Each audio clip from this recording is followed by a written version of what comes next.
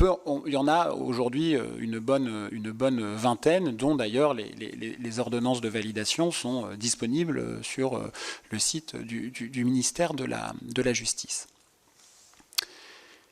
Il y a plusieurs spécialistes qui ont tendance à critiquer aussi le recours de plus en plus intensif aux conventions judiciaires d'intérêt public, qui serait une forme, en réalité, de dépénalisation de la justice financière, voire de démonstration de justice du pauvre dans ce type de dossier. Pourquoi je dis ça?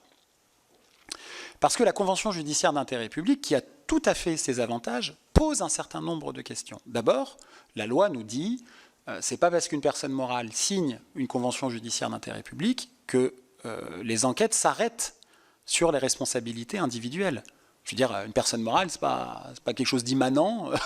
C'est la personne morale qui décide de verser des pots de vin. Il y a bien des gens qui décident ça. Il y a des responsables. Bon.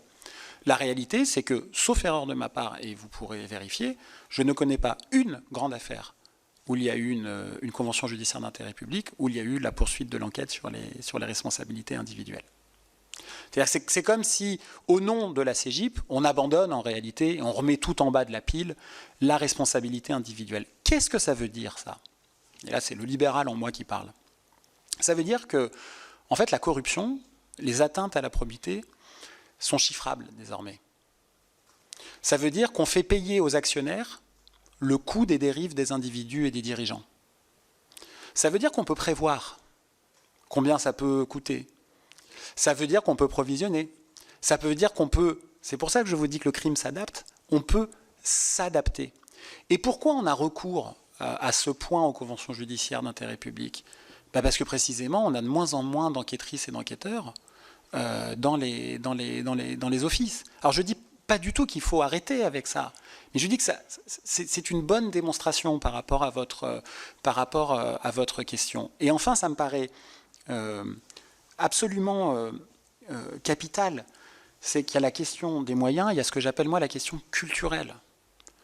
C'est ce que disait Frédéric, la gratification de ce travail-là. Je veux dire, s'il y a bien la lutte contre une délinquance qui est populaire, c'est celle-là. C'est grand public. Et pourquoi une grande partie du débat public autour de ces affaires-là, c'est de laisser accroire que les magistrats et les enquêteurs seraient mus par autre chose que l'envie de faire respecter la loi. Ce n'est pas les magistrats qui votent la loi quand même. Ce n'est pas les magistrats qui décident de dire que la corruption c'est 10 ans de prison. C'est vous, c'est le monde politique. Et quand ils essayent d'appliquer la loi à ce milieu-là, on leur dit « vous êtes des Torquemada ». C'est la République des juges. Je vous parlais tout à l'heure du Rassemblement national qui a été scandalisé que le parquet puisse demander une exécution provisoire d'une peine complémentaire d'inéligibilité. Mais je vous parlais du décentrement tout à l'heure. Mais dans toutes les affaires, dans toutes les juridictions, il y a des exécutions provisoires avec des interdictions d'exercer pour tous les métiers. Pour tous les métiers. Un pompier qui fait n'importe quoi, on le retire, un policier, un architecte, un commissaire aux comptes, voilà. Mais quand ça touche le monde politique, alors là, ça devient un débat qui, à mon sens, est néfaste à la conversation publique. Donc la question de la gratification me paraît absolument capitale, puisque, en effet, aujourd'hui, aller dans ces offices-là, bon, ça ne fait pas envie.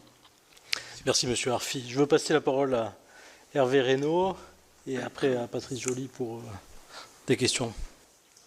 Je voulais insister sur ce point de résolution des affaires. Alors, derrière une question qui est faussement naïve, mais c'est vrai que généralement, on a affaire, on le voit bien dans la série d'Argent et de sang, on a un journaliste, parfois un peu seul au monde. On l'a vu avec Denis Robert par le passé, un juge ou un directeur d'administration, lui aussi un peu seul au monde. Ça donne un peu le vertige quand même de se dire, ou des fuites, des lanceurs d'alerte qui distillent des informations pour aboutir à parfois des affaires qui sont effectivement énormes. Donc ça donne le vertige et je vous rejoins sur les coûts financiers et démocratiques que cela engendre. Et je voulais vous entendre, vous, dans vos enquêtes